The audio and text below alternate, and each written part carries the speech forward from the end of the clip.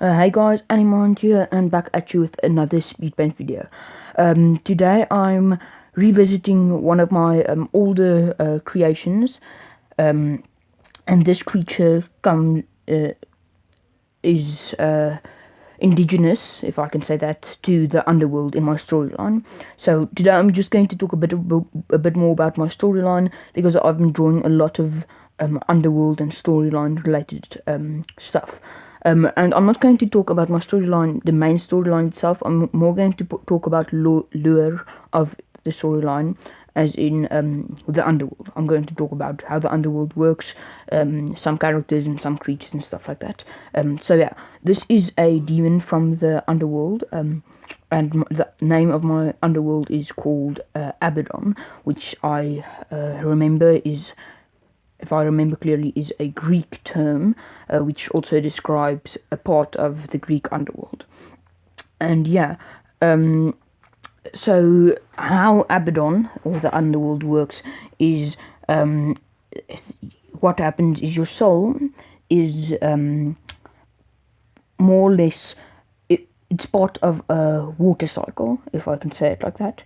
So what happens is your soul evaporates, and as it evaporates, it transcends to the normal world, and there you become part of a living being, and this being lives out its life,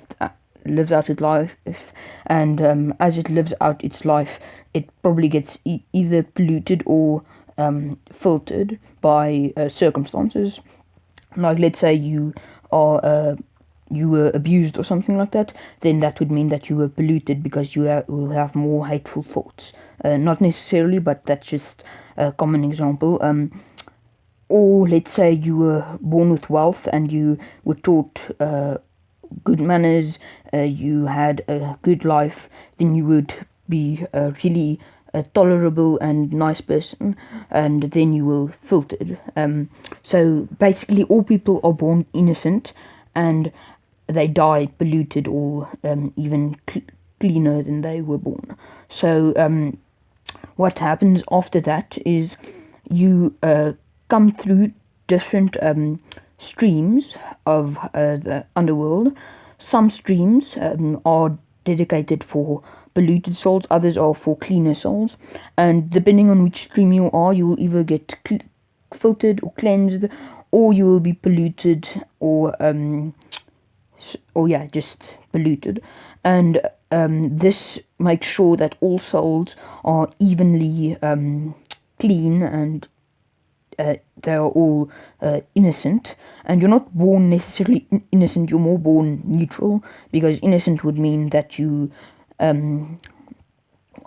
innocent doesn't really describe good or evil. Innocent is neutral. So if you thought that the innocent in my terms means as in good, you're born neutral, not good. So you are a blank slate and you can be changed depending on your circumstances. So then what happens if you are combined the different streams into one bigger river full of souls. And a soul is more of a fluid than a as some people would call it. It's usually in other shows and stuff like that, it's more of a light based thing, and sometimes it's more of a gas, sometimes it's glass orbs, some kind of spherical shape, but here it's just a fluid. It can take any shape, and that is how the soul works. If you're neutral, you can take any shape you want. You can become the shape of a human, which most souls go through, or you can go into the shape of an animal even, but certain kind of souls can only go into certain creatures. So a chicken soul won't necessarily be able to go into a human soul. So then, because if you could have the soul of any creature in any body, then that would make sense, because they have different brains and different levels of consciousness. So they are more or less aware than the other. Like if you were in the soul of an insect, you would have less brain capacity as the soul of a human. So yeah, certain souls, like all human souls, are not compatible with other souls. Only human souls can go with human souls because humans are so complex. But stuff like all the different kind of apes, primates, can combine each other's souls. And the soul dimension transcends time, so basically you can go to any point in time possible. So for example, a human soul can go into a Neanderthal soul, so you can still go into close relatives of the human, but there aren't really any left at this point in time. So I'm talking about examples, I'll usually mention if it's another timeline, but if I don't, I'm talking about the current timeline, 2020 to 2040, as far as we know of this timeline. So yeah, and and how the underworld works is because of all these souls flowing through it slowly and evaporating. Oh, and by the way, as soon as you're clean, your soul, then you'll evaporate once again and transcend back to the normal world. And your souls can be mixed up, so combinations of souls will verify what your faith is. Because let's say you're the child of two lawyers, then your soul will probably be consisted of other law-related people, or maybe because of faith being really dumb, you will be the opposite of your parents and have hippie DNA or something like that. I mean, not DNA, but hippie ancestral soul stuff, fluids in you. But yeah, and how the underworld works is, with all these souls going through the underworld, evaporating and coming back through, it would obviously create a bit of a canyon kind of thing. So at the beginning of time, well, the beginning of life, and thus the beginning of death, the